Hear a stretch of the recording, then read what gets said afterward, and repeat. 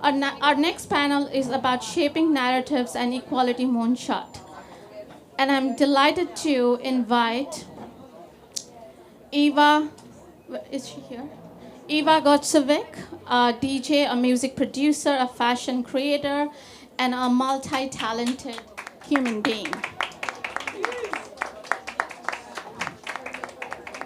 And we have with us SAMIH Oneswarasis, the chairman of Andermtt Swiss Alps AG. Can I have you here, please? And I have the most incredible, talented Saudi artist and photographer, NABILA ABULJADEL. And I hope you know me by now. I'm RUPA Dash, by the way. So thank you for your time and attention. This is the last panel, but this is one of the most exciting panels shaping narratives. This means a lot, you know, in the world of cinema, in fashion, and every place that you go around in Cannes Film Festival, it's all about shaping narratives. What does that really mean? Maybe I can start with our panelists with a warm-up question. You know, what makes them to create things? Whatever they are creating. Ladies first, you know. Okay, maybe Eva. We can start with you. Sorry, what was the question again? What the question is, what drives you to create? Oh gosh, I mean, if you're a creator, you have it in your heart and you have it in your bones, and there's nothing else you can do but create. Even if you're in a typical 9 to 5, you're going to find a way to create, whether that's in film or fashion or even just painting watercolors on the weekends. So what drives me to create? I'm not quite sure, but I was born with it, and no matter what I do in this life, I know that it's always going to lead to creation. Mm-hmm. Can we ask people to keep quiet, please? Thank you. Maybe Nabila. First of all, thank you for having me. We're so excited to have you. Visionary leaders here, and I think what drives me to create is to tell my truth and to express my world as I view it, and hopefully leave something meaningful behind. I believe that to honor a talent is to practice it, and I think I don't create art to fulfill a passion of mine, but I create art to honor and live up to the responsibility that comes with it. So yeah, it's just part of who I am, and I create from a place of honesty and integrity. So that's a hard thing to do, but thank you for sharing that, SAMIH. I think if you want to be creative, it starts with DNA, but if you want to use it, it starts with time. If you don't have time on your hand, you never manage to get to the creative part. And you have to be a big dreamer. Yes. Better even a daydreamer. Yes. Because daydreaming makes you actually closer to the reality than dreaming. Yes. So with time, creativeness in your DNA, and daydreaming a lot, you end up making some of these daydreams into realities. That's how it evolves, at least in my case. Well, this touches a personal note. I didn't talk much about myself, but a little bit of personal anecdote here. I grew up in India, in a small town in eastern part of India, and this is my first time coming to the Cannes Film Festival. In my daydreams, I always saw, I saw the pictures on TV, but I always daydreamed like what it will look like when I'm here. But there's not much creativity during the festival that I can that's tell what you. I realized, like, why is everything is empty a little bit? But I come from an overcrowded place like India. This is not like anything for me. But coming back to, and also World Women Foundation is a community of dreamers, doers, and disruptors. And all three of you are disruptors in some way. You're multifaceted. How did you think about, Eva, thinking about like from transitioning from music to fashion? How did you do all of that? Oh, I mean, it takes time. Basically, growing up, I knew I was going to be involved in something creative. When I was a kid, I was writing books, I was writing scripts, I was making music, I was sewing like little scraps that my grandma had in a plastic bag. And so throughout my life, it transitions what I focus on with my creativity. When I was 18, I started my YouTube channel, My Life as Ava. I was a freshman in college, living in my grandma's basement. And I didn't have enough money to afford dorming. So while all of my friends were living their cool lives, going to college parties, I was sitting in my house and I had this camera and I said, you know, what am I going to do with my free time? And I knew that I loved speaking to people and connecting with people. And my dream, it was this crazy pipe dream, but I was like, I'm gonna be the next Oprah Winfrey, and I'm gonna go to school for journalism, and I'm going to, it sounds so cheesy, but my dream was really just to inspire women, because through what I went through as a child, having, you know, childhood trauma and having issues with my family as a kid, seeing such hard things, I wanted people to be connected and know that they're not alone dealing with struggles, and things that happen behind the scenes don't have to stay behind the scenes, and we can talk about them. And so that's when I started my YouTube channel, and people liked it, which was insane. And that spiraled into a beautiful last 12 years of getting to do what I love, and just trying to connect as many people and girls as possible through the power of content creation, music, and art. Yeah. Tell me a little bit about your music. Gosh, I mean, so my music, I go by Marisol, which is my middle name. And basically my music is just the person that I was at 14, dealing with such hardship in my home, depression and horrible suicidal thoughts. And the one thing that got me through that was finding music. And the music that I found was like, honestly, it was like death metal and punk rock, and I was like 14 going to like mosh pits and everything, but that was the one time that I felt freedom and like I felt a community. And so even though the music was like very dark and grungy and hard and like techno and electronic music, I felt lighter than I'd ever felt in my life. And My Life as Ava, my YouTube channel, it was such a colorful, happy world that I'd built, and I brought people into that. But when I built that channel up to, you know, the point that it was at like 10, 11 million subscribers, and I had this moment where I was like, I think I'm ready to honor childhood Ava, and I think I'm ready to peel down the mask of My Life as Ava and just be Ava again. And who that was Marisol, and the music that I make now. So the music that I make now it's dark, it's more European, I guess. It's a bit grungy, but nothing makes me happier and nothing makes me more peaceful than that. So Beautiful. That's what I was thinking. Why it's named Marisol? it's my middle name. Oh, that's amazing. Well, Nabila, moving on to you. You are a multifaceted artist too. You're a photographer, you are a producer and a director. How did you do all of this together in a place like not many women are in the entertainment industry? We're talking about shaping narratives, right? So in order for you to have or to write your narrative, you have to trust your own voice. And how do you have that voice if you don't trust what you have? And for that, I think it came from, trusting my voice came from my mother, and because she knew that I had that in me and that creative ability to create work and create artworks. So she gave me that push. And so the voice that I had in me was nurtured by her and not questioned. And that's what made all the difference. It's not just me, it's also my siblings. I have here my sister Karima ABULJADAYEL. She's an Olympian and an architect, and she's the first Saudi female sprinter in the Olympics in the 100-meter sprint. Stop there. We need to give her a clap. Yeah, let's do that. She's over there. And I am really like living in an environment of strong women. My mother also is a writer, a director, a producer, and she just instilled those values in us. And also Kariman,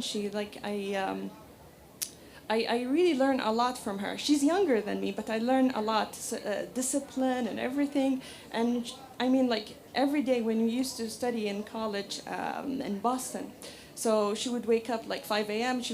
I would wake up and I would see her like she would tell me, I just finished my steps at Harvard Coliseum and I finished my gym session and I finished my 8 a.m. class and I would look at the watch and I would be like, 10 a.m. Okay. And she's always that person who's disciplined. So I'm surrounded by strong women and also in an environment of strong women in Saudi Arabia. We just need to trust more like our voices to create, and hopefully that push will happen. And we are storytellers in the Arab region, and it's not something that is far beyond what we do, and what we always have that sit down in our homes and between our friends and families. So it's just in us. We just need to be more confident in putting our stories on the big screen or in artworks or whatever the medium is. But we need to have that confidence. But we have already the talent, but not the international exposure for it. Thank you for sharing that. I just met your mom. She's amazing. And of course, a lot of credit to her for nurturing that. Yes, I thank her always, like, too Yes, grateful. absolutely. Can I add something to this? Yes. You know, I have had the experience of going to Saudi Arabia and mixing with Saudis for the past 30 years. And I can tell you, none of this would have happened except because of what's happened in the last 8 years. But this shows you that at the end of the day, if you want to empower women, men have to let go. Right now, the problem in Saudi Arabia is more for the men than for the women. And I promise you, I'm not exaggerating. You go to any ministry, a lot of the most important people are women. Because also they used to have nothing better to do than to study, Yes. to go to good universities, to study even more.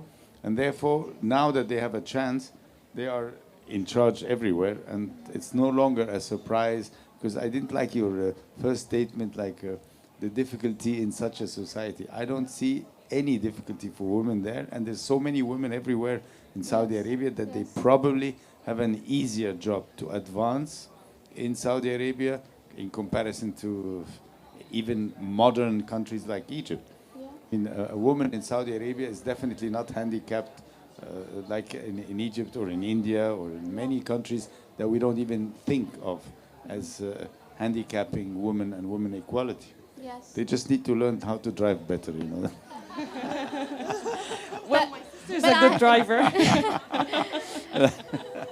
But talking about Saudi Arabia, even though she's not here, I would like to give a big round of applause to Princess Rima Al Saud. Yes. Of course, yes. She is an amazing, global icon for Saudi Arabia. Yes. And definitely moving to you, SAMIH, you have been a very, very successful businessman. But why are you interested in cinema, and how do you think you can change the world around you and globally through cinema? Because very often simple movies, or I mean, not simple, but simply looking at a movie gives you ideas.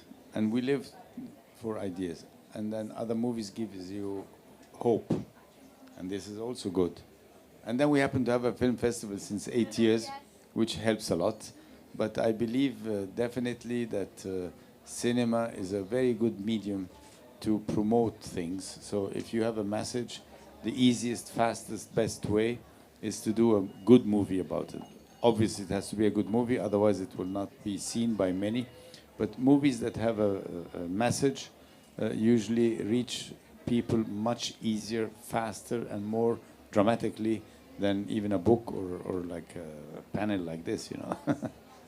That's true, but also I'm just interested to dig into a little bit more about your story. But you're a very fascinating person, by the way. Well, because you are not just a successful businessman, you are trying to change the world through cinema and bring more attention to Egypt. But are you a secret artist yourself? Let's say I am failed artist that Tell your doesn't. story. Tell your failed story. We want to hear that. No, no. My personal film story just came as a challenge because I am a person that has always had bucket lists in his life, and my bucket list got empty, and I was borderline depressed, so I had to fill it again, and then I couldn't find a new items so easily. So I started when I was 59 with learning how to play music, because I had never played an instrument, even though I love classical music. I've been listening to classical music even as a kid and never stopped. I would even fly to places to see, to listen to a symphony or to the opera. And then I said, okay, now it's time for you to take this challenge. And I started at 59, and at 65 I performed a piano concerto with an orchestra. Voila! So I'm only saying this to tell you how I got into the movie business. So I decided I need a new challenge Yes. for me personally, and the new challenge is to direct a movie.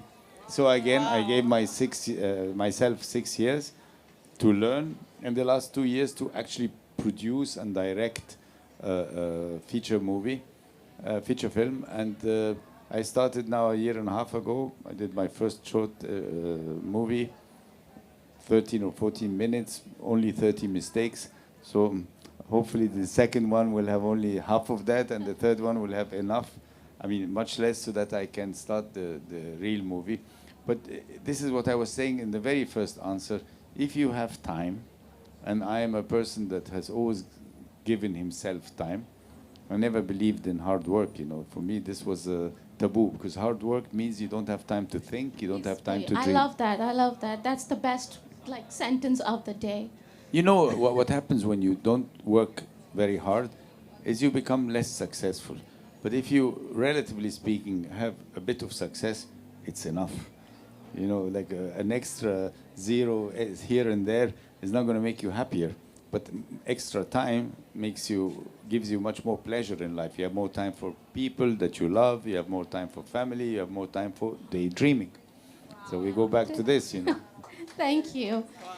Thank you. I think that's very inspirational to think about success less and have some time for yourself and enjoy life, right? Yeah, I second. Yeah, we can go to the beach. Why not? Let's go to the plage right now. Yes, of course. Moving on to this question, which is I think often I think a lot of audience have this question in their mind. Maybe I can start with Eva. With your work, sometimes you are trying to shape a narrative or trying to break a barrier. What does that really look like, whether through fashion or music? Oh, that's a good question. I mean, I think it just starts with putting yourself out there online and just not being afraid for whatever comes your way. Everyone has different opinions on the internet. I feel like the internet is a very powerful place, and I have a beautiful relationship with it because I've seen what it can do and how it can connect people. I feel like the ways that my audience have responded over the last 10 years, they've grown up with me, and I've gotten to see so many different changes in so many different women's lives. I've gotten to see kids grow up from 7 years old, and now they're graduating high school saying, "Oh, Ava, I followed you this whole time," and now it's one of the coolest things to me when I meet someone at 7 or 8 years old, and then suddenly they come up to me and they're like, "I'm studying photography because of you," or You know what? A lot of 8, 9 years also love you. For some, I'm 11-year-olds. I did my research. Thank you. With my 12-year-old and her friends. And It they all- all it- were like, It amazes Eva, me. Yeah. we want to go. I said, no, you have your finals. But yeah, no, it's really special getting to especially meet people that grow up with me and say I'm studying journalism because of you, or I'm studying photography, or I'm doing this, I'm making my first short film or music. And it just, one thing that it teaches me constantly over and over again is that to inspire change, it doesn't have to be necessarily this dramatic moment that you think you need to devote so much intention into. Sometimes inspiring change is just you posting yourself online in the morning and saying, "Hey, I look like shit today, but it's okay, and I'm fine with that." And it's just so beautiful to just find the small moments makes so much of a difference in people's lives. You have no idea, and you just don't understand. So I would say, don't be afraid to put yourself out there online. Don't think that everything has to be polished and perfect, because it really does not, and you do not know the power of the simple moments. Yeah, it's crazy seeing that. Thank you. And I mean, I have spoken to a lot of young people about your work. They're super excited. They want to connect with you and stay and look up to you, and that's what they see in you. I think that translates into their own life in some way. Thank you for sharing that. Of course. So probably, Nabila, with you now, like, you bring the whole of Saudi Arabia to a global stage with your work. What kind of barrier or stereotype that you're trying to break, or what kind of message you want to share with the world?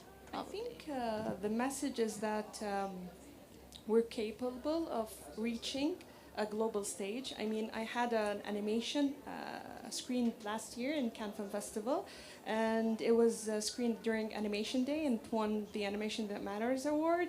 And it is an animation co-directed and co-produced and co-written by my mother and I through our production company, Threya Productions. And there isn't a barrier, actually. The real barrier is what you have in your mind. And when we screened our animation, it just gave us that sense of fulfillment, because it's a self-made project. And it took 2 years to make it. And actually, like, one of the influences that really touched me is that when they had my artwork, which is based on the animation Procès d'une Dernière, it was on the cover of Le Film Français magazine, and it was distributed here in the Croisette.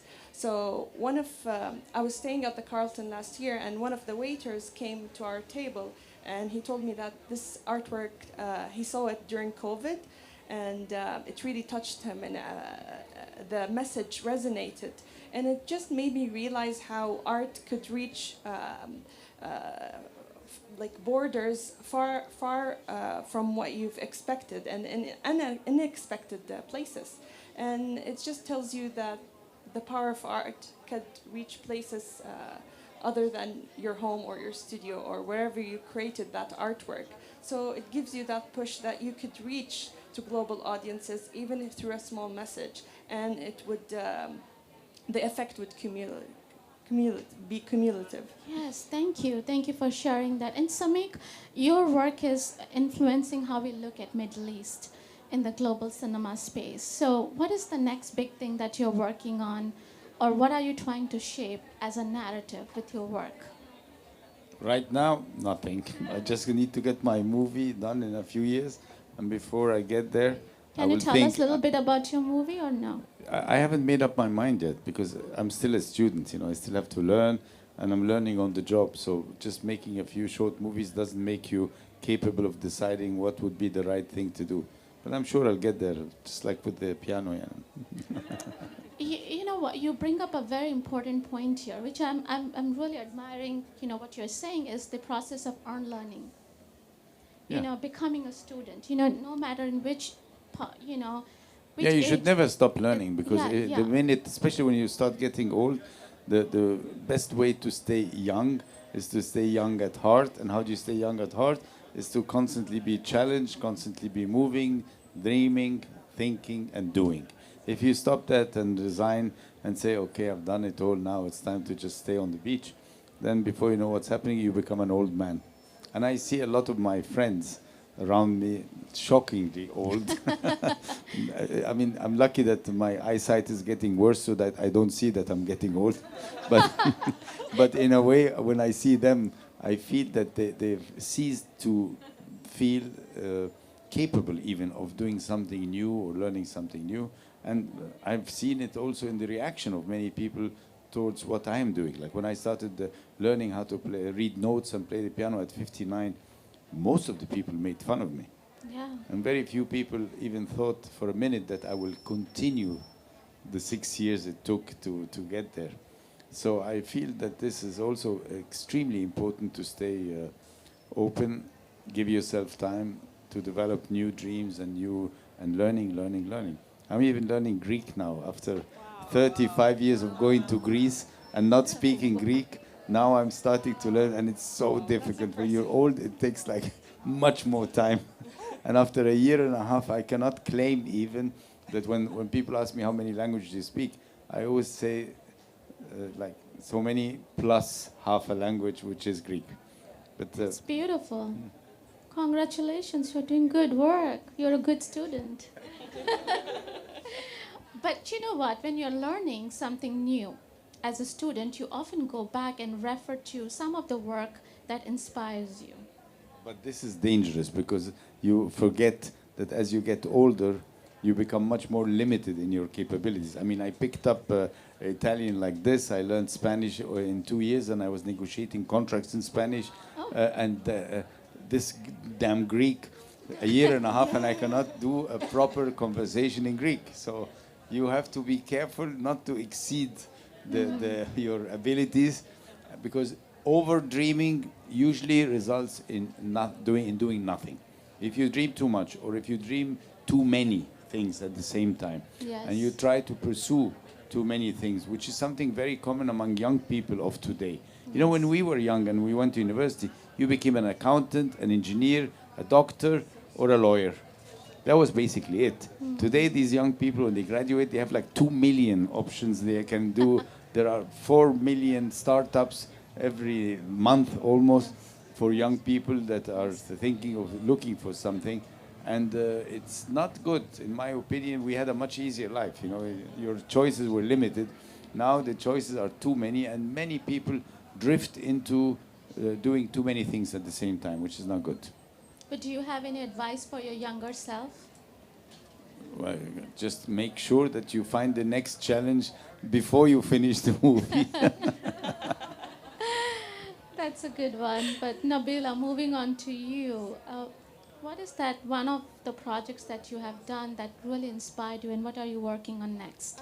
I think it's Prostrate and Draw Near. It won over 31 international awards, and it won last year in Animation Day in Cannes Film Festival, and also it was screened in Venice Film Festival, Venice Bridge production.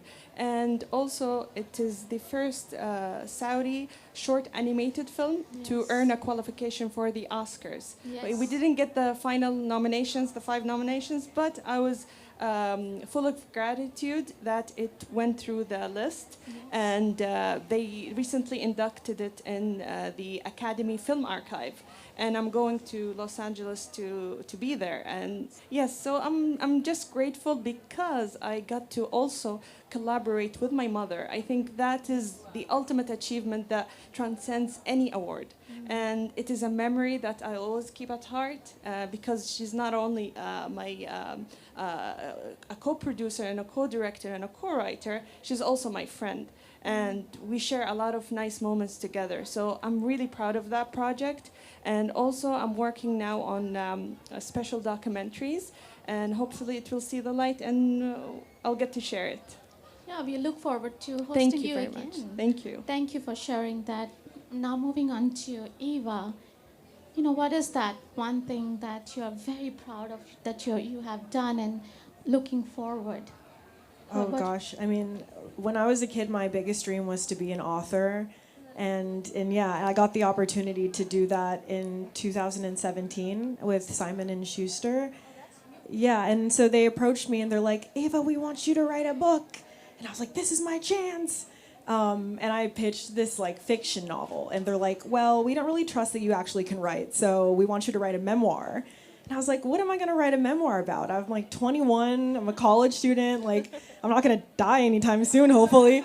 So I almost said no to it, because I was like, no, like I'm a writer. But then I thought about it, and I was like, you know what? I do have a lot of life lessons that I could help people, and especially young people and young girls. And so I decided to write this book all about mental health, domestic violence, LGBTQ issues, sexual assault. It tackles a lot of tough topics, but in a way that is family friendly, and that, you know, an 8-year-old can pick up and can comprehend. And so that was a challenge, taking that on, but I did it. And writing a book is one of the hardest things I've ever done in my life. Super stressful.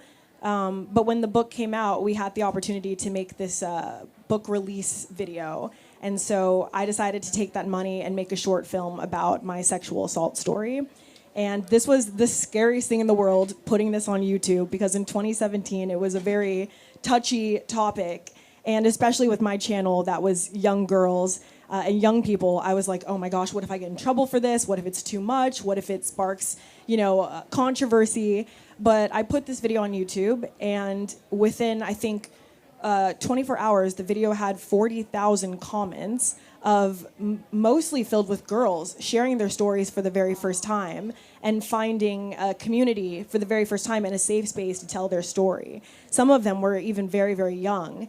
And still to this day, I have so many people that come up to me and say, thank you for your book. It really helped me through multiple different, topics that the book handles, but specifically the sexual assault story. It made so many waves that I just did not expect it to. And when that happened to me as a young kid, I, obviously didn't have money, followers, I had nothing, but something deep within me told me that that happened to me for a reason. And when I was able to write that book, that reason manifested and it all made sense. And so, yeah, that was like literally, I could retire honestly after that because it felt so good to just write that book. And yeah.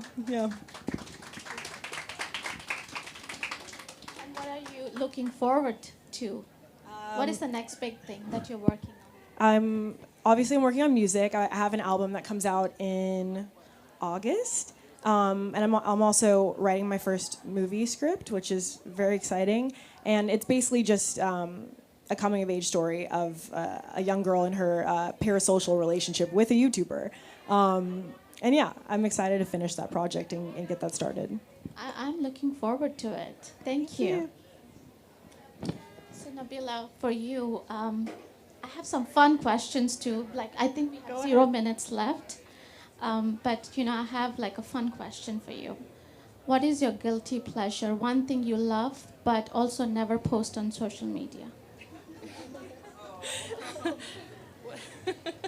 Well, I think, aside from something that I love, I don't post about a process that I do, like the process of creating an artwork or why? Because I indulge into guilty pleasures like eating a lot of desserts and talking with my sisters and mother, and it would go for hours, days, weeks, and then I forget my art and come back to it. So there's a lot of procrastinating, and sometimes when you create something, it gets messy. Like you don't want to post about it. It's not really Instagram friendly. So yeah, I usually post about the end result. Yeah, the end goal. Yeah, girl, end goal. Anyways, thank you. Samik, if you weren't doing what you're doing now, what totally a different job you would imagine yourself doing? I've had 3 careers, so it's over with new careers. I mean, business-wise. I started as a boat builder. I had a little boat factory. And then I started selling equipment, and cranes and ships and more ships and stuff. And then I started building towns. And even that, after a while, it took about 30 years to say it's enough. There's enough of that, and I also decided that it's no longer realistic for a guy my age to start a new career. So career-wise, we're finished. We'll just do things that are fun. Do you have social media? No, I don't do that. So I can't ask you the question. Let me know if you need some help. I don't post. I just had to put in an Instagram and a Facebook because I didn't have them even, and they were both hijacked. Oh, yes. And it took us a month to prove to both companies that this is an intruder. Yeah. And then we took it over. And if you look at both of them, you will see that this is not me. So the office just posts pictures or whatever so that nobody can take it away. Because if you don't post at all, you might lose it. So they keep it alive so that nobody takes it, But that's it. So you're saying that you did it all and you're doing it all over again, your way. Well, I mean, I did enough. Let's put it this way. So now it's time to have more fun. More fun, yes. Well, this This is what we created, a playground of great ideas. Of course. You know, and that's why we are here, because sometimes we need this adult playground to think, to reflect, and to bounce. But you need it all the time, even as a young person. I mean, I tell my son all the time he shouldn't work so much because this deprives him from time to enjoy other subjects in life. There's so much fun in life to be gotten. But when people tell me I have the most fun in my work, that's why I work 12 hours, I tell them that's stupid, because you should enjoy more different sectors of life that give you also pleasure. But if you don't try it, you won't enjoy it. Yeah. My Indian father would tell me, don't even sleep, just make money. Well, it's fair enough when you don't have any money, but once you start having money, more money doesn't, you know, it is, how do you say this? More money, more problems. No, money initially is amazing because it gives you more freedom. If you have a lot of money, you can be honest. When you don't have money, you cannot be honest. You can choose your partners, choose your clients, even choose everything when you have money. But the move in the material satisfaction from money keeps diminishing. Like I remember when I built my very first boat for $2,500 and a little engine that was second-hand even, it was the joy of my life. The upgrade when I started having money was a joy. The third boat was just okay, and after that it never got you more pleasure. So there is a certain amount of money that you need, as I said, to be free and to be honest. After that, money doesn't give you so much more pleasure, but making more money becomes in itself a target, and then you're sick. I mean, then you're addicted, because there is an addiction. It's like gambling or whatever. So one has to be careful not to run after money all the time. But don't say this to young people, because first they have to earn their own living before they start saying that. I don't care about young people, but I'm showing this video to my dad. Well, Eva, Okay. moving on to you. I have a very fun question for you. If your life had a soundtrack, what song you would be playing right now? See, you can't ask a DJ and a music producer that. I have like a catalog of too many songs in my head. Give me one. Ooh, right now? I'll take the question from you okay, until you think. So I've done it my way. I did it yeah. I will shout out, there's this one amazing artist, actually my boyfriend, he's in the audience. Hey Olav. He introduced me to this artist called John Hopkins, and he's just this amazing ambient composer that puts together music that just, it's like cinematic, but it's so interesting, and it's a bit electronic, and I would recommend everyone to just go look up John Hopkins, put some good headphones on, and like lay in bed or just close your eyes, and it takes you to a very cinematic world and makes you contemplate your life in beautiful ways. So thank you. That brings us to the end of day 1 of World Women Davos Agenda. Thank you again for all donating your time in spite of a busy day, and thank you for your amazing panelists.